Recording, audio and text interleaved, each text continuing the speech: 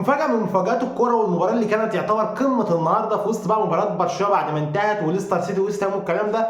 فهي قمة ألمانيا في كأس ألمانيا. طبعا انت بتجيب فرقتين زي باير ليفركوزن وبايرن ميونخ، واللي هي المفروض مفاجأة ان بايرن ميونخ بتودع بطولة الكأس. لكن المفاجأة بقى ما عادش مفاجأة ليه؟ ان باير ليفركوزن ده ما عادش باير ليفركوزن اللي مثلا من 3 4 سنين، لا ده انت باير ليفركوزن تحت قيادة تشافي ألونسو اللي واخد معاهم الدوري اللا هزيمة قصاد بايرن ميونخ اللي فضل واخده يجي 11 سنة على التوالي. فانت النهارده مش متفاجئ ان عادي جدا باير ليفركوزن تعرف تطلع بايرن ميونخ اللي هي يعتبر موقفها صعب في دوري الابطال وفي الدوري ممشيه نفسها، واللي بيلاحقها هو طبعا عمر مرموش لوحده مع فرانكفورت. في لعيبه مع مرموش حلوين، لكن عمر مرموش حرفيا بيلاحق بايرن ميونخ في الدوري. وطبعا بايرن لا سابقه بمسافه.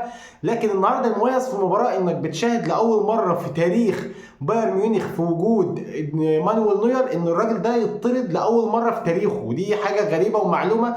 يمكن اللي انا كنت اعرفه عن بايرن ميونخ ده ان فيليب لام اللاعب الوحيد اللي ما اتطردش بيستهلف الكوره عموما، اللاعب المؤثر. ما في لعيبه كتير ما اتطردتش بتكون مثلا مسيرتها 3 4 ماتشات او موسمين 3، لكن واحد زي فيليب لام قاعد يلعب طول عمره وكاس عالم ودوري الماني وكل البطولات ودوري ابطال، لكن ولا طرد في حياته. اللي كان على خطاه هو مانويل نوير قائد برضه بايرن ميونخ والمنتخب الالماني، لكن النهارده المباراه بتشاهد طرد وطبعا تدخل غبي جدا من مانويل نوير. طبعا الراجل المفروض بحكم خبرته وكده ما كانش ينفع التدخل ده خالص، لكن اثر على فرقته لما اتطرد. نزل لك الحارس الثاني. المباراه كانت صعبه مع كمان غياب هاري كين، فجيرمالدو بقى مع شويه اللعيبه بتوع باير ليفركوزن اللي هم حرفيا مش عارف ليه هم قاعدين في باير ليفركوزن دلوقتي. وجافي الونسو نفسه لحد دلوقتي مش عارف ليه قاعد في باير ليفركوزن. هو خلاص حقق معاهم اللي ما يتحققش، فهو ده خلاص رحلته انتهت هنا. فطبيعي الناس دي كلها تتنقل في فرق اقوى وتدعم نفسها، بدليل ان انت باير ليفركوزن الموسم ده من الدوري خلاص مش هي باير ليفركوزن بتاع الموسم اللي فات.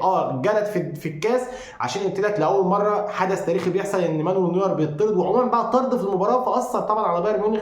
وكان ساعتها نشوف النتيجه اللي بايرن ميونخ بتطيح وبتطلع من كاس المانيا على يد باير ليفركوزن.